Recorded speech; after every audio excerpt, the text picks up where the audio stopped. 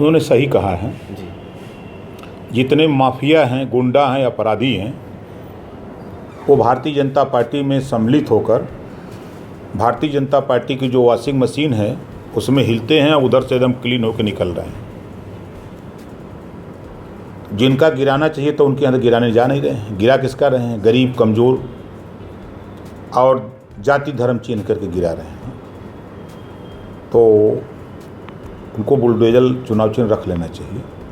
अलीगढ़ में कल बीजेपी के द्वारा कॉलेज का शिलान्यास किया गया है, उस पर भी अखिलेश यादव ने तंज कसते हुए कहा कि ये ढोंग है। क्या कहेंगे इसके बारे में? नहीं, ढोंग नहीं है। विद्यालय का उद्घाटन हुआ महेंद्र सिंह के नाम से, अच्छी बात है, लेकिन चुनाव के समय उन्होंने किया है। अब 4 महीने बाद चुनाव है तो वो काम तो पूरा होगा नहीं सरकार में। ये उद्घाटन का ये शिलान्यास करते हैं, एक भी काम इनका पूरा नहीं हुआ। 4.5 साल बीत गए तो 6 महीने और दिसंबर के पहले, दिसंबर में सूचना लग जाएगी। ये काम कैसे पूरा करेंगे यूनिवर्सिटी का? पहला सवाल। और पूरे जहां अलीगढ़ में देश के प्रधानमंत्री जी गए हैं उसके इर्द गिर्द डेंगू बीमार से सैकड़ों बच्चे मर गए और डेली 2-4 हत्या डेथ हो रही है। सरकार को दवा की व्यवस्था, हम डेंगू बुखार पे कैसे कंट्रोल करें, इसके विषय में सरकार को चिंता नहीं, चिंता उनको वोट की है। वो जाट वोट उनसे नाराज़ है। महेंद्र सिंह जाट बिरादरी से आते हैं तो उनके नाम से यूनिवर्सिटी की घोषणा करके जाट वोट को अपने पक्ष में करने की तैयारी है और ना कि यूनिवर्सिटी को बढ़ावा देने की उनकी तैयारी है। जब देश कोरोना जैसी महामारी से जूझ रहा था तो यही योगी जी, मोदी जी, प्रदेश में वेंटिलेटर, ऑक्सीजन, दवा, अस्पताल की ज़रूरत थी तो ये लोग बंगाल में वोट मांग रहे थे, वोट जुटा रहे थे। ठीक उसी तरह अब 2022 का चुनाव आ रहा है तो ये कभी यूनिवर्सिटी बनाएंगे तो कभी किसी महापुरुष के नाम पर उनकी मूर्ति लगाने का घोषणा करेंगे, लेकिन ये काम पूरा होने वाला नहीं है। ये शुद्ध रूप से गरीब, कमज़ोर, वंचित समाज को धोखा देने का काम ये कर रहे हैं। अब भगवान राम तो वोट नहीं देंगे। अयोध्या में जाके कोई तिरंगा निकाले, सोचे वोट मिल जाए, वोट तो नहीं मिलेगा। वोट तो गांव में, शहर में, नगरों में, जहां बूढ़े बाप, बूढ़ी माँ अपने परिवार के बच्चों के साथ है, वोट तो वहाँ है, वोट तो उसको देना है। तो तिरंगा यात्रा से कोई मतलब नहीं है। हाँ, एक हल्ला कर सकते हो कि हम ये काम कर रहे हैं, वो काम कर रहे हैं। कोई प्रबुद्ध सम्मेलन जाके अयोध्या में कर रहा है तो ना तो प्रबुद्ध सम्मेलन अयोध्या में भगवान राम वोट दिलाएंगे, न देंगे, और न तिरंगा यात्रा से मिलना है। तो ये सब सिर्फ ड्रामा है। हमारे तरफ से खुली छूट रहती है। हमारे मोर्चे में जो इस प्रदेश में, इस देश में जातिवार जनगणना कराना चाहते हैं, जो इस प्रदेश में महिलाओं को 50% आरक्षण राजनीति में, नौकरी में दिलाना चाहते हैं, जो उत्तर प्रदेश में घरेलू बिजली का बिल माफ़ करना चाहते हैं, जो उत्तर प्रदेश में गरीबों का इलाज फ्री 5 साल करना चाहते हैं, जो उत्तर प्रदेश में सामाजिक न्याय समिति की रिपोर्ट लागू करना चाहते हैं, जो प्रदेश में अमन, चैन, भाईचारा पैदा करना चाहते हैं, नफरत की राजनीति समाप्त करना चाहते हैं, ऐसे लोग भारतीय जनता पार्टी को छोड़कर ऐसे जो भी दल हमारे मोर्चे में आना चाहें, हम उनका स्वागत करते हैं। हम प्रयास भी करते रहेंगे कि हमारे मोर्चे में आवें। अब उनका काम है कि आम आदमी पार्टी आवे न आवे, उसका काम है। देखिए, भारतीय जनता पार्टी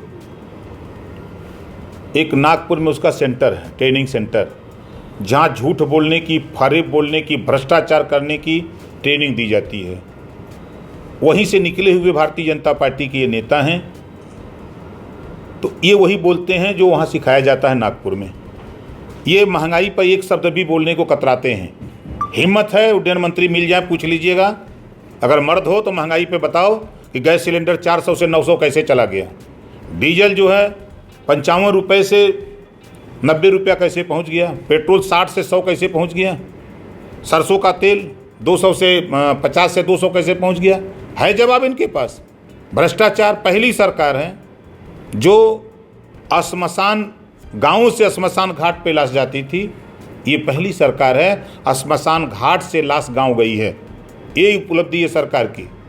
पहली सरकार है, सुप्रीम कोर्ट के 4 जज मीडिया के सामने आके जनता से अपनी सुरक्षा की गुहार कर रहे थे। ये पहली सरकार है, ये पहली सरकार है जिस सरकार में अपराधी एसपी को थप्पड़ मारता है और भारतीय जनता पार्टी उसको जिलाध्यक्ष बनाती है। ये पहली सरकार है जो रीता बहुगुणा जोशी का मकान जलाता है नेता, उस नेता को अपने में शामिल करके उसको चेहरा दिखाती है। ये वो भारतीय जनता पार्टी है। जितिन प्रसाद घूम घूम करके कह रहे थे कि भारतीय जनता पार्टी ब्राह्मणों की हत्या कराती है, और उसी जितिन प्रसाद को अपने वॉशिंग मशीन में हिलाई, उधर से निकाल दिया, क्लीन चिट हो गए। तो ये झूठ बोलने वाले, फरेब बोलने वाले, हिंदू मुसलमान की राजनीति करने की ट्रेनिंग नागपुर में सिखाई जाती है, वहीं से सीख के आए हैं। उड्डयन मंत्री से खाली पूछ लीजिएगा कि तुम्हारे जो एयरपोर्ट बेच दिए हो तुम, प्लेन का किराया कितना बढ़ गया बता दो तुम। जो वहाँ बस स्टैंड था, जो गाड़ियाँ जाती थी, उसका किराया तूने कितना बढ़ा दिया। प्लेटफार्म टिकट 5 रुपये से 50 रुपया हुआ कि नहीं हुआ, तुम इतना खाली बता दो। औकात नहीं है, हिचकुर आ जाएगा मुंह से, जबान नहीं खुलेगी। तो ये झूठ बोलने वालों की गोल है। देखिए, स्वतंत्र देव भी उसी टीम के खिलाड़ी हैं, वहीं से निकले हैं जहां नागपुर से ये भी झूठ बोलने की ट्रेनिंग लेके आए हैं। ये लोग महंगाई पे कोई सवाल नहीं, भ्रष्टाचार पे कोई सवाल नहीं, प्रदेश में बेरोजगारी चरम पे है, वो कैसे दूर हो, महंगाई कैसे कम हो, लॉ एंड ऑर्डर खराब है, इसको कैसे ठीक किया जाए। तो ये लोग खाली झूठ बोल करके समाज का ध्यान मूलभूत समस्याओं से, रोटी, कपड़ा, मकान, शिक्षा, दवाई, इससे भटकाने के लिए ये लोग बोलते हैं और कुछ है नहीं। 19 रुपया 60 पैसा किसानों के गेहूं का रेट तय है, लेकिन सरकार गेहूं 13 रुपया में बिक रहा है। कोई कार्रवाई की? दाम बढ़ाने से क्या होगा? जब चुनाव आया है तब इन्होंने गन्ना का दाम बढ़ाया है, अभी ना लागू तो नहीं ना हुआ, खाली मौखिक घोषणा की है ना। गन्ना किसानों का भुगतान तो कर ही नहीं सकते।